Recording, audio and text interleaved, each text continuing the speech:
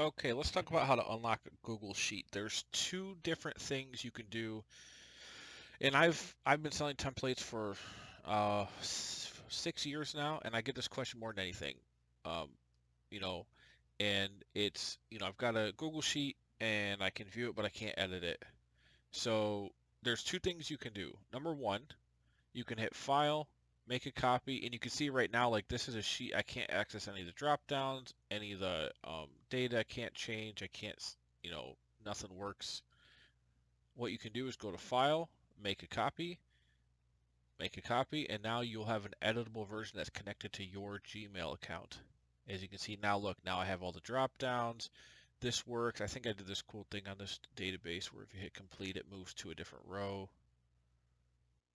Maybe not.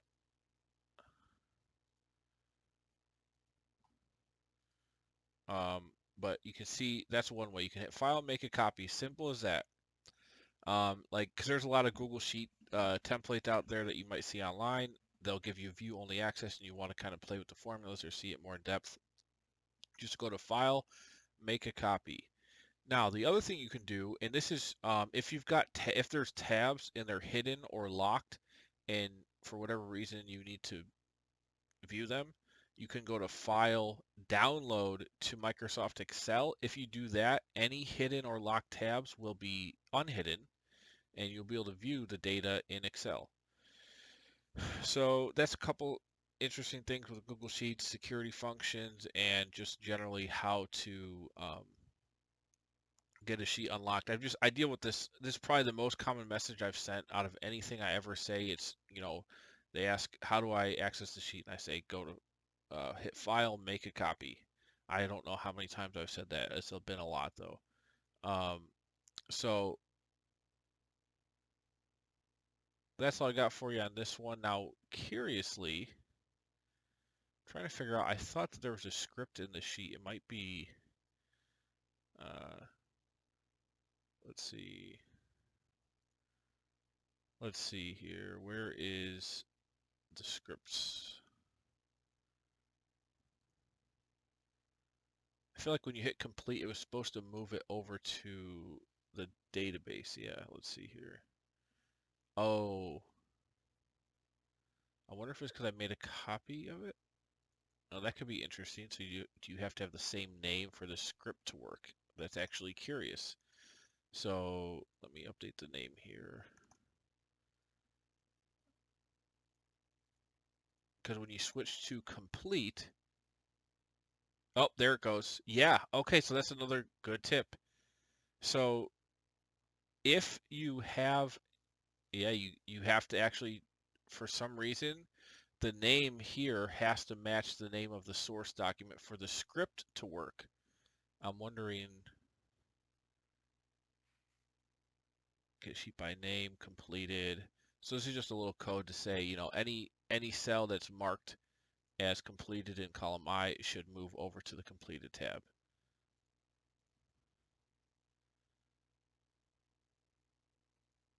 Which was kind of cool. I did this a couple years ago. Okay, so that's good to know. So another point, if you have a script running and you're using the script from the workbook you copied, to make sure the name of your workbook matches, apparently. I don't know why that's a requirement, but let me see, O1AX. Oh wait, is it pulling? I'm trying to see what code it's using here.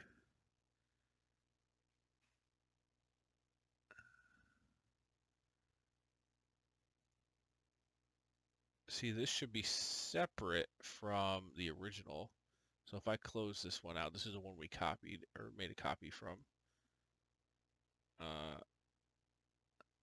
Interesting. So if I hit complete, and it's still, so this is working fine like it should.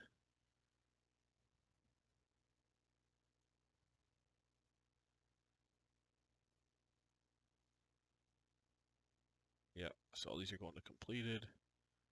I did some reporting here, some filters. Let's see, what do we have here? Blue bill.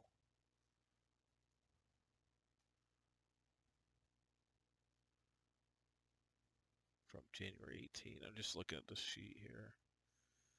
Oh, there we go. So script works fine already. This is just dynamic sum ifs based on a 12-month range, sales report, and then yeah. So this was a pretty cool script, though. I think people would use it still. It's still very relevant, and it's basically allowing you to move data from a row between tabs just by changing the drop down to say, whatever you set it to.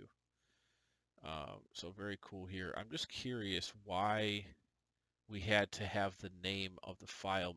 It couldn't say like let's say I go test here. Now I believe it will not work. Let's see.